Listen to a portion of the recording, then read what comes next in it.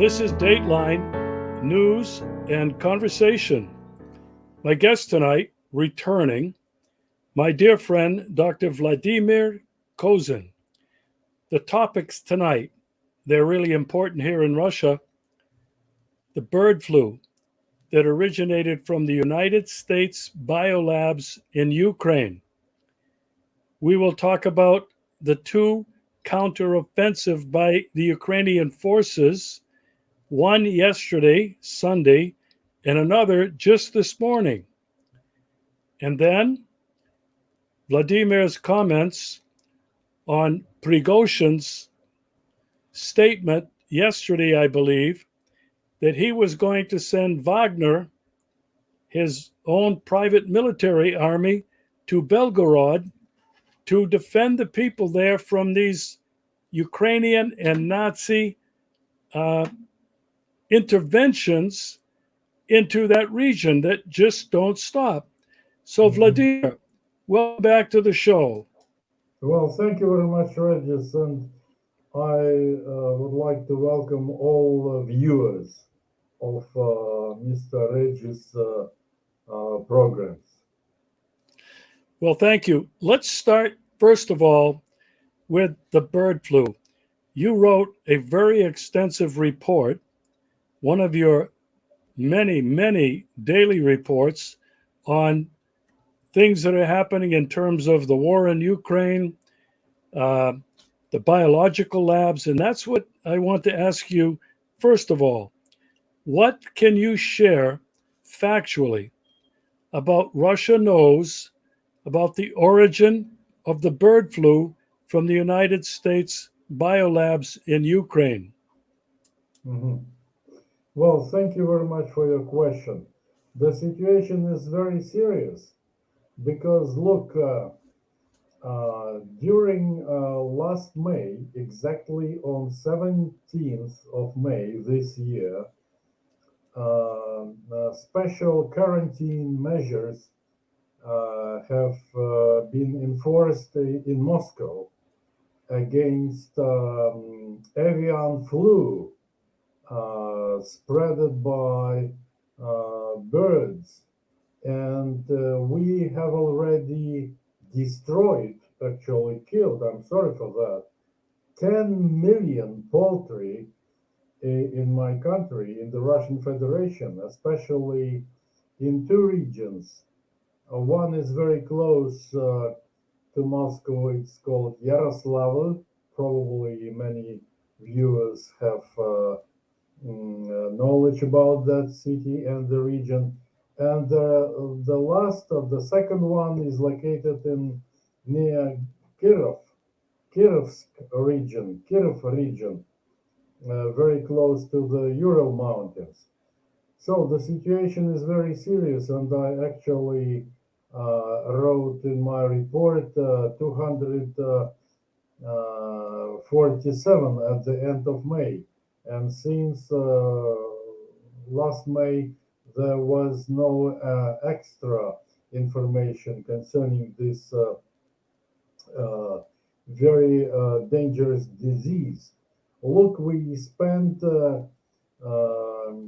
more than 4 billion rubles to combat this highly virulent disease that kills and infects poultry, chickens, etc. And European also suffered. According to International Office of Episodics, European countries, a number of European countries, have already spent 3 billion euros to combat such diseases that spread from Ukrainian controlled territory where experiments have been conducted. Why these experiments have been conducted in Ukraine, but not in the northern pole? For very obvious reasons.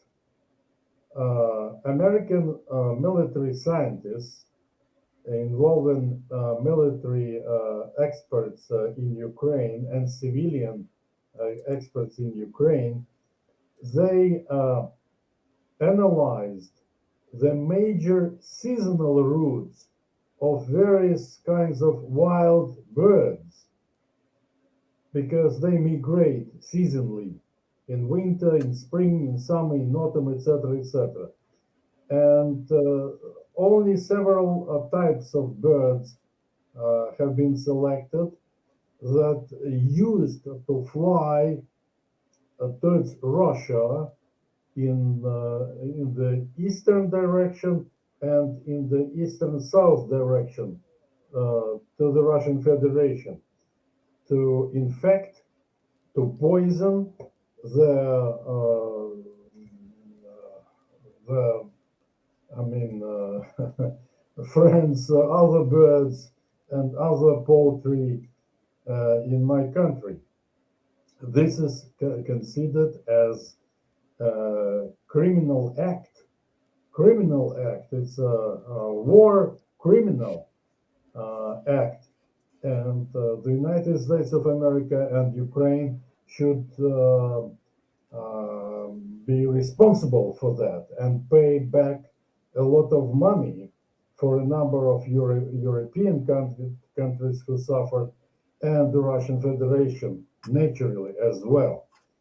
That's the story about the bird flu that we have found a lot of evidence in a written form, in a special samples, not destroyed by Ukrainian military and civilian experts at joint bilateral military laboratories run by American and Ukrainian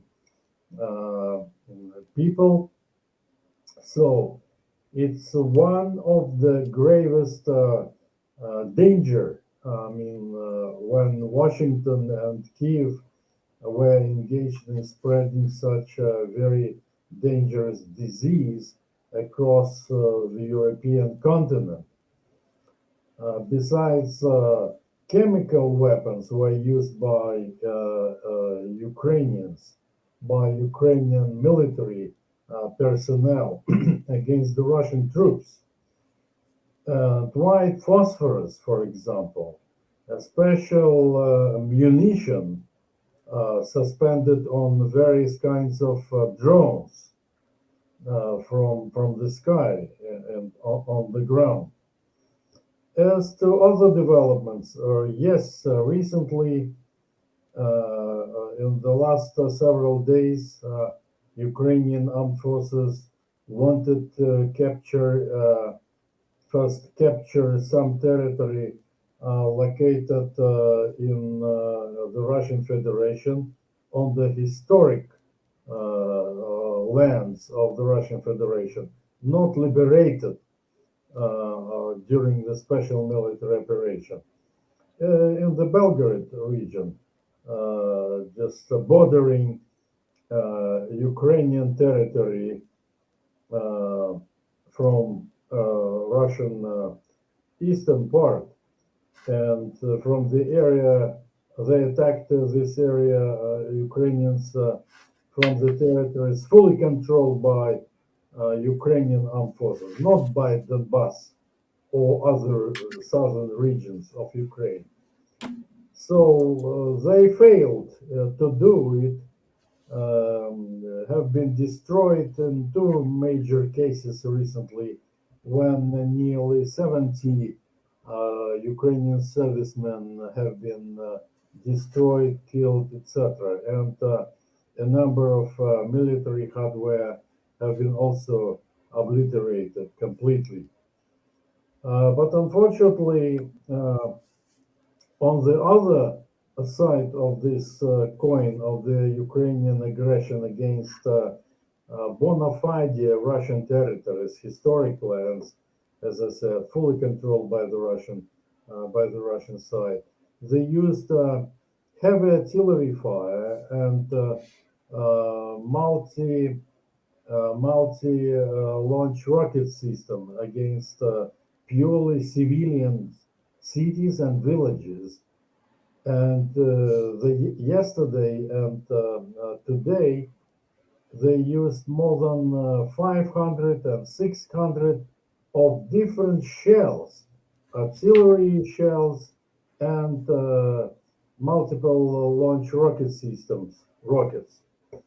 And several civilians have been killed, many injured, and we had to evacuate more than 600 small kids to deep into Russian territory to save their lives, as well as several thousands of elderly people from the area. Polish military men, especially sent to conquer the Belgorod region, have been also killed in many dozens of them, despite Polish denial that they have involved into this invasion. But we have proved facts and the documents, military attire, insignia, etc., etc. So it was not very difficult to prove that Polish directly invaded and sanctioned this invasion of Polish troops into Russian territory. Another developments, well, as to your the other question concerning Mr.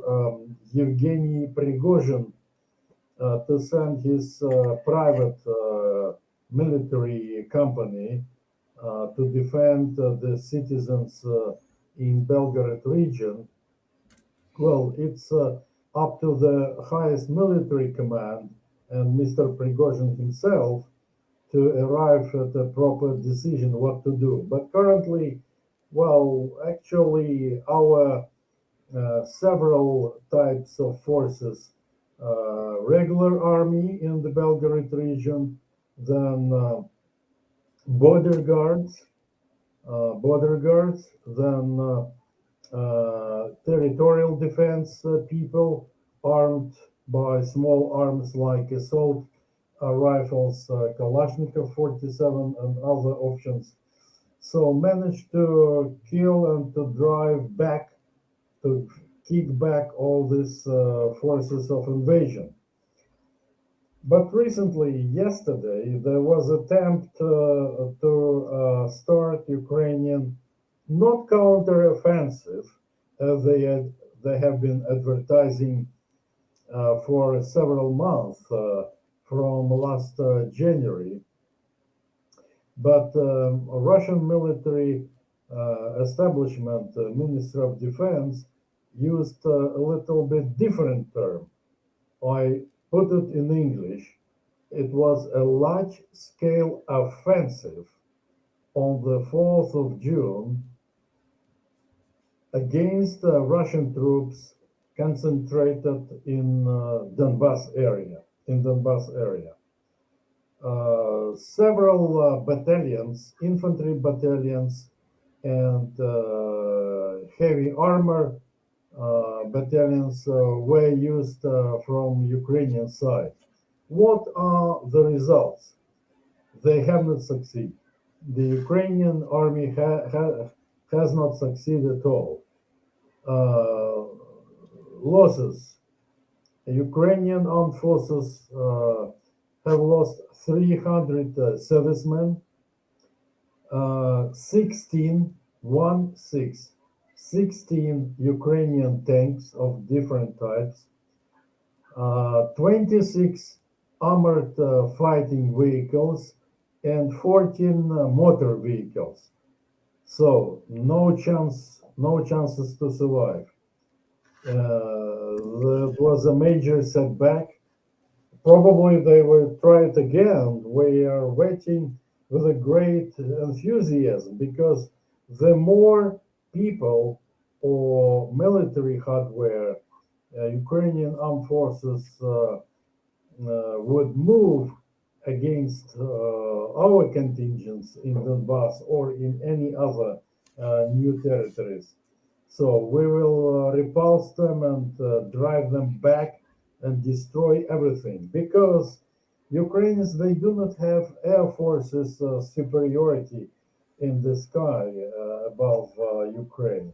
They do not have completely naval support from the northern part, for example, of the Black Sea, because the last Ukrainian ship, combat ship, have has been destroyed completely by the Russian Black Sea fleet.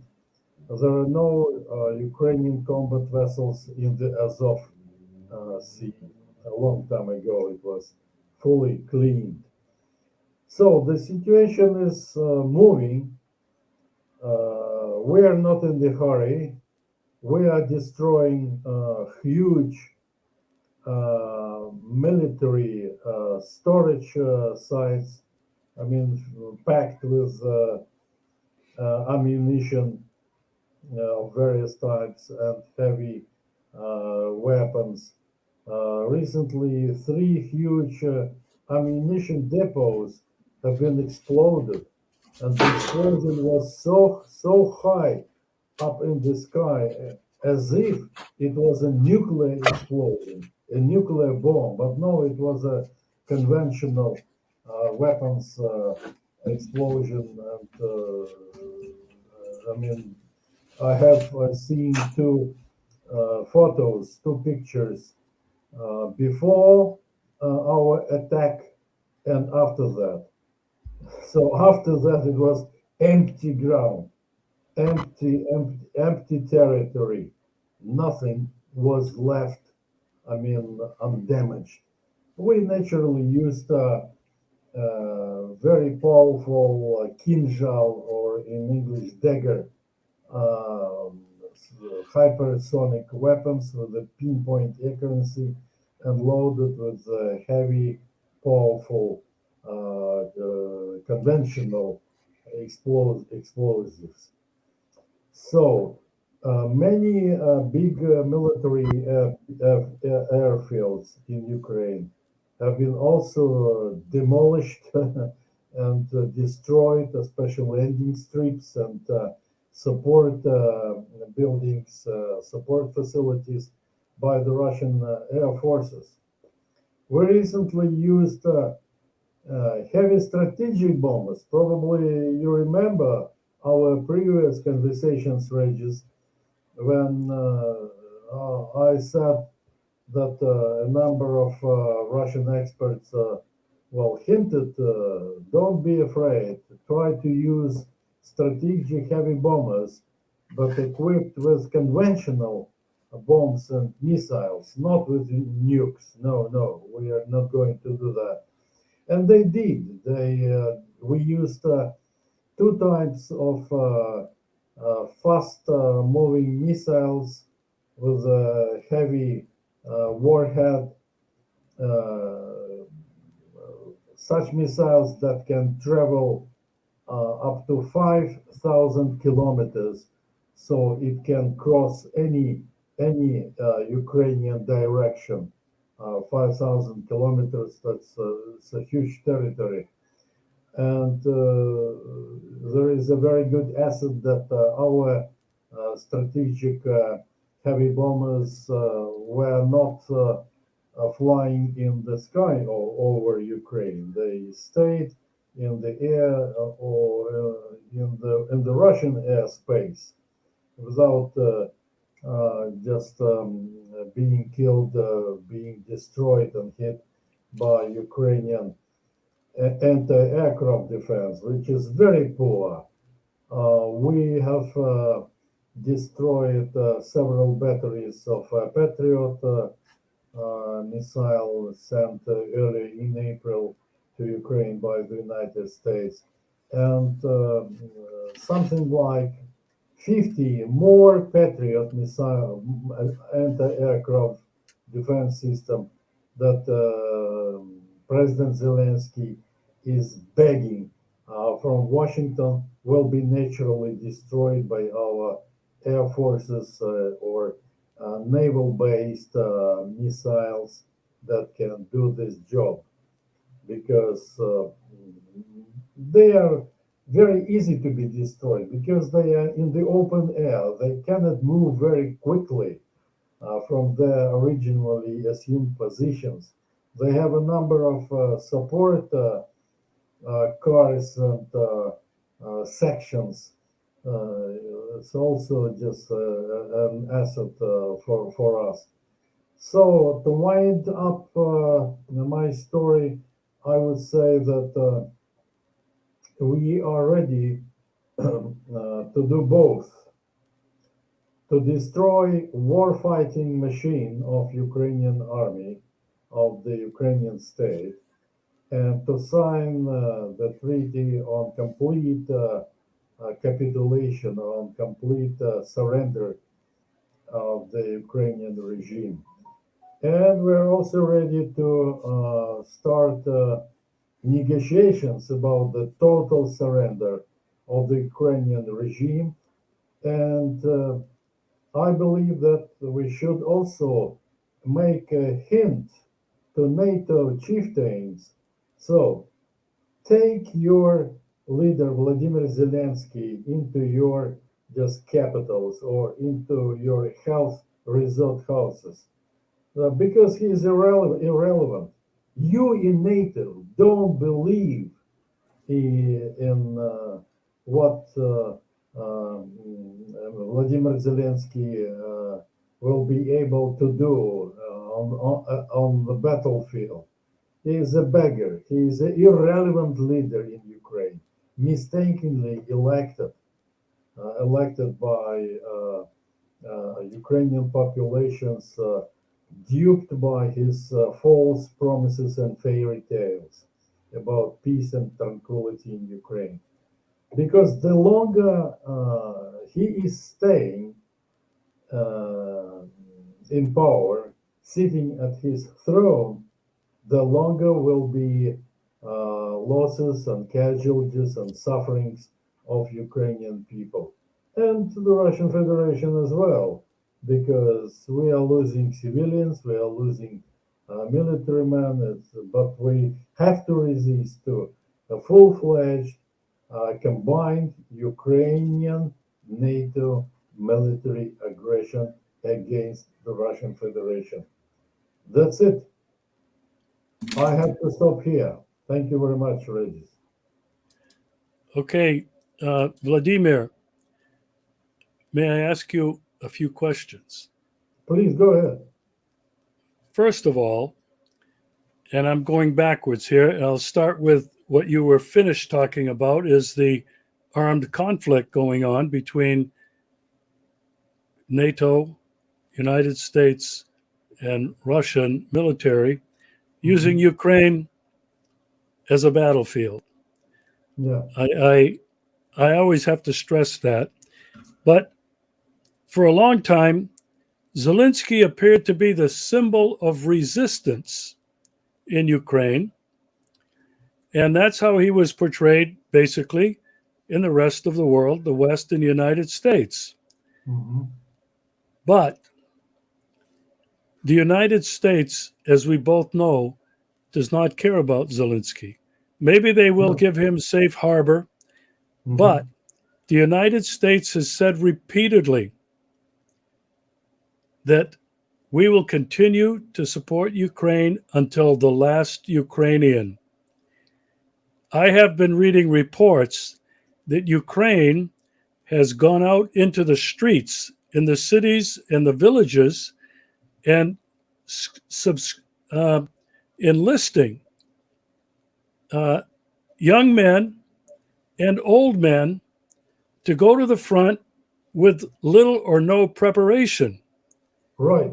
Now, sooner or later, Vladimir, the people have to turn on him. They have to realize that he is sacrificing millions, and not just dead, but many of these people have fled. They're refugees. They've gone to Europe. They've gone to Russia. They've gone to other countries, Poland. Right.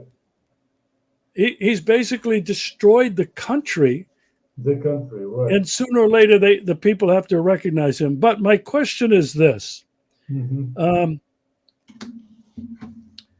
do you think that the United States will fight to the last Ukrainian, or will they be forced to accept the Ukrainian surrender and therefore the surrender of NATO and the United States? Do you think they will ever be ready to do that, Vladimir? Mhm. Clear, Regis. Well, thank you very much. Well, as it stands for today, when we are talking, and it will be valid, also valid for tomorrow, the day after tomorrow.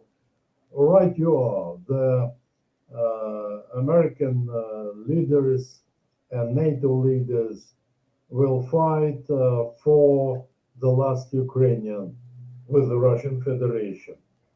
But they have made and will make a very deadly mistake.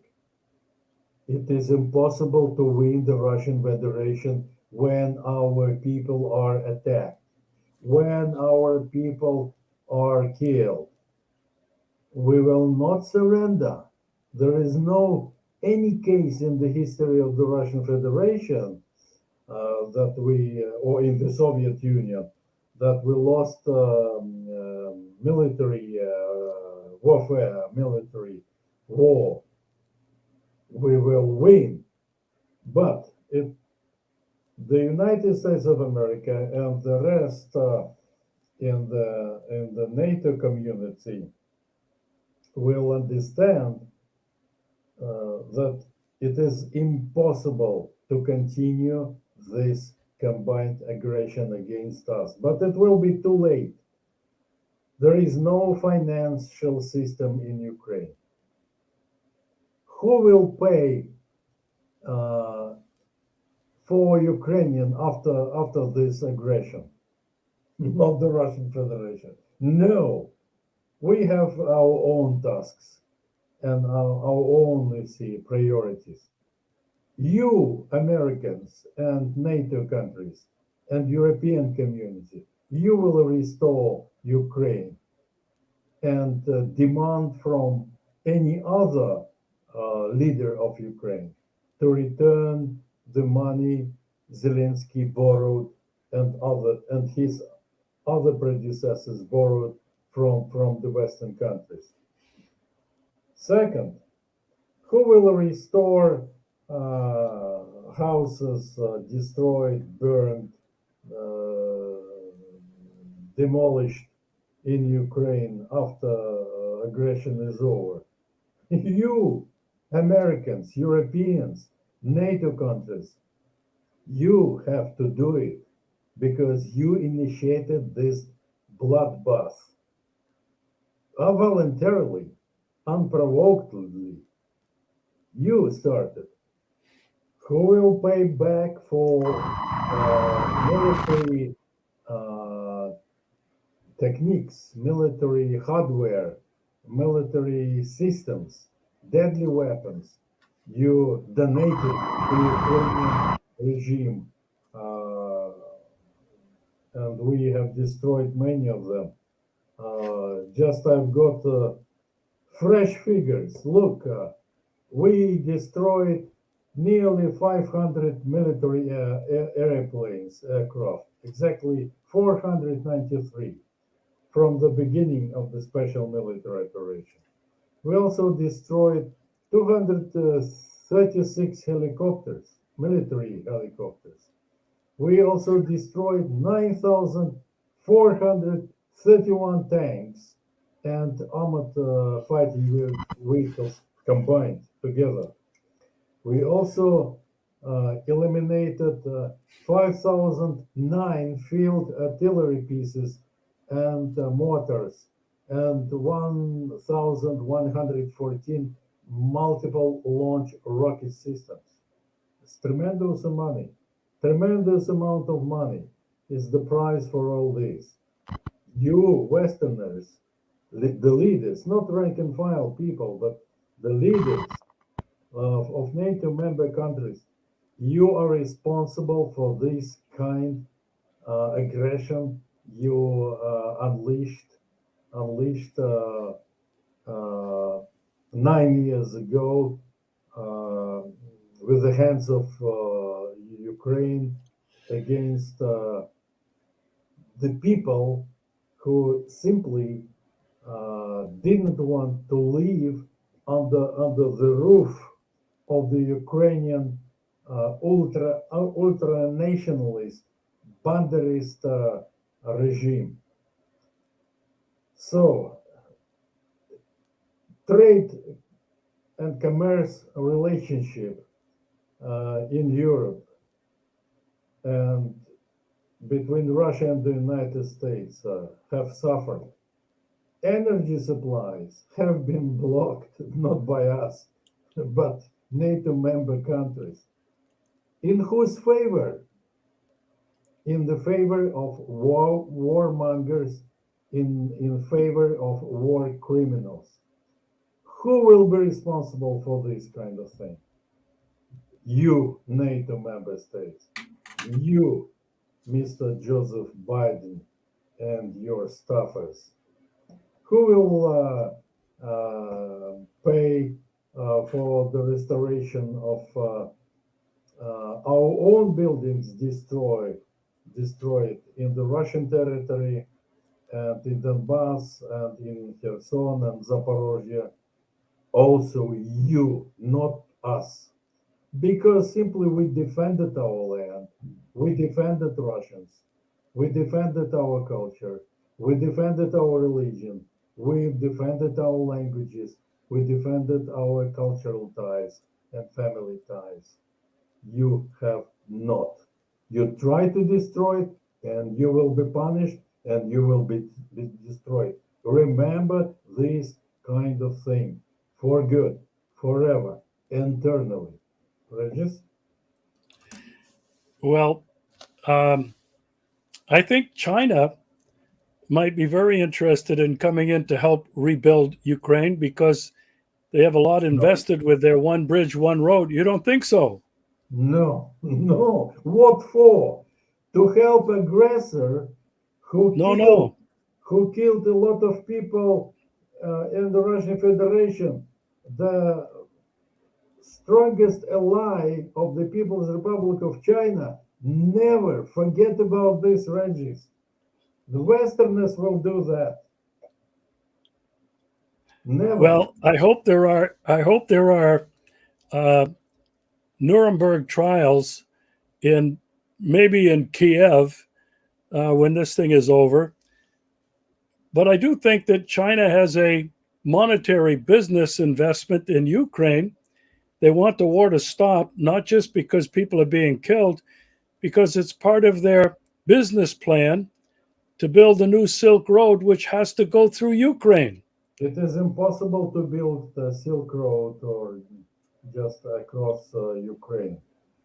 True, Beijing, the People's Republic of China, paid a lot of money for a motor company of engines production plant called Siege, producing various types of engines for helicopters and for aircraft. And Kiev has stolen this enterprise from Chinese hands voluntarily, and the People's Republic of China will demand to pay back the money they paid for the Siege Motor Company to the People's Republic of China, to the Chinese people and the Chinese nation.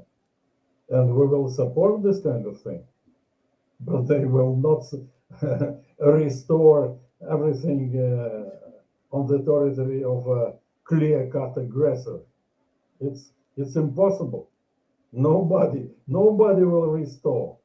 The defenders against aggressor never pay back for the restoration of aggressor. Well, The winners take all. I would like to see that happen. I really would. And I think it's just, it's right, it's legal. I think it's going to be difficult to get the United States of America in particular to pay back anything, but I hope that can happen. I want to, I want to, It's not our problem. It's not our business what Americans will do or what they will not do.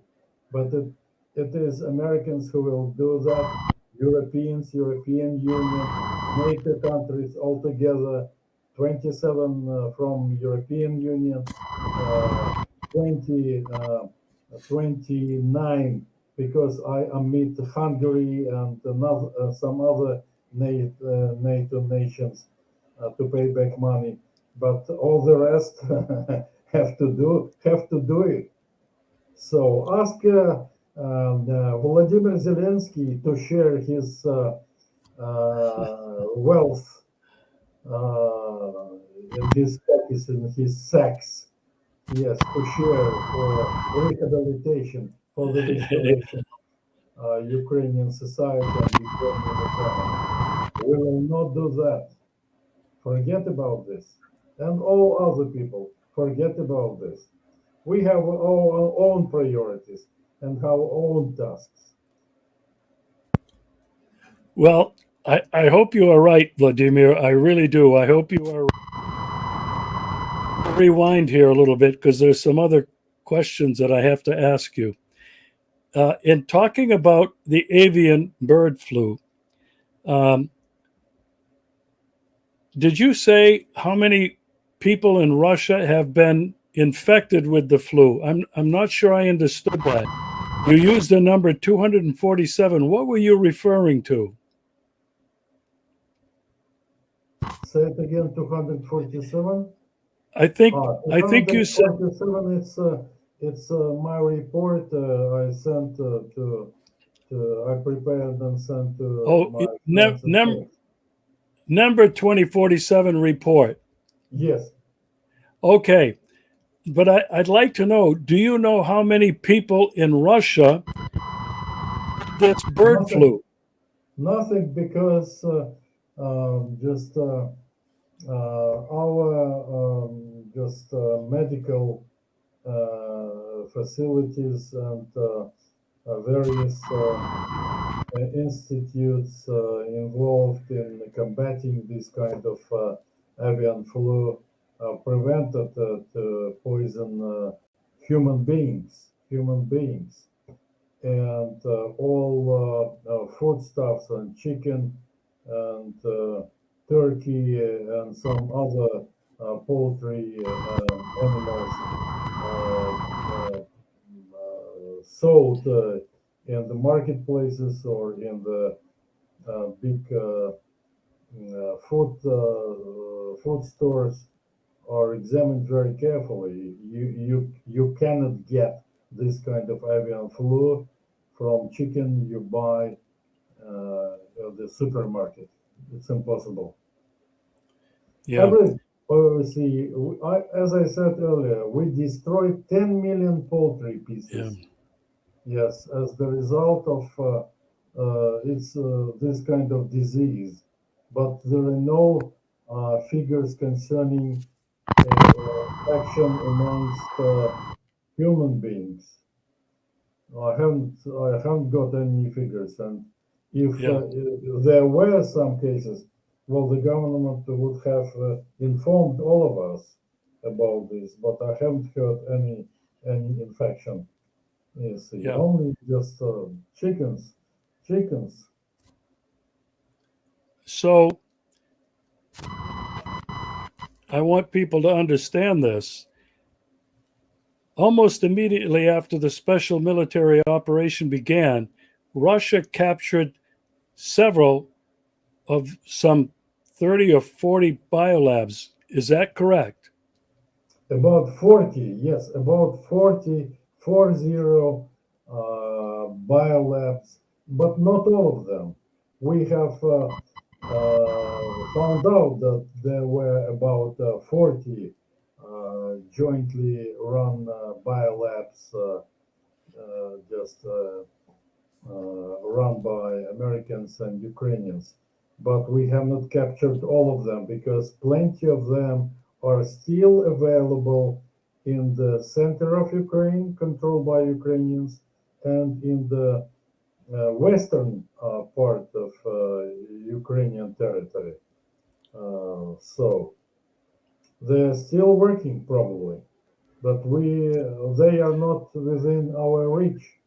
It's about 40 minutes, so I'll edit this. What I wanted to say was that Russia, emphasize what you said, has obtained many documents and other materials, experiments, so they have proof. Mhm. Did not Yes, Russia bring some of this to the United Nations? But nothing happened. but what do you expect from the United States of America? Yeah, To beg, um, to ask for excuse, or just like just uh, to bring apologies to us and to other people? It's natural. We have all conducted, I think, from the beginning of the special military operation, 6 or 7 briefings exclusively devoted to biolabs of the US and Ukraine in Ukraine on Ukrainian territory. And we supplied with PowerPoint slides. I mean, having photographed all documents, gave the names of the people responsible for arranging these biolabs and for financing. We just delivered to the outside world a lot of specified and proved information, but no results. But it doesn't matter. We have already disseminated this information, and this is correct information. Any person who can read in English will see the photos, the pictures of original documents, American, Ukrainian documents, contracts, money charts in English. So it's not a problem. They have been but displayed at the internet and at the website of the Russian Defense Ministry. yeah, what I was trying to emphasize was that Russia has the proof. They have the documentations in their hands. And this Right, is important because at some point when this is over, that information will not only be shared with the entire world, but will be used in these war crimes tribunals, correct? correct, correct, Yeah. correct, correct. But we are now busy with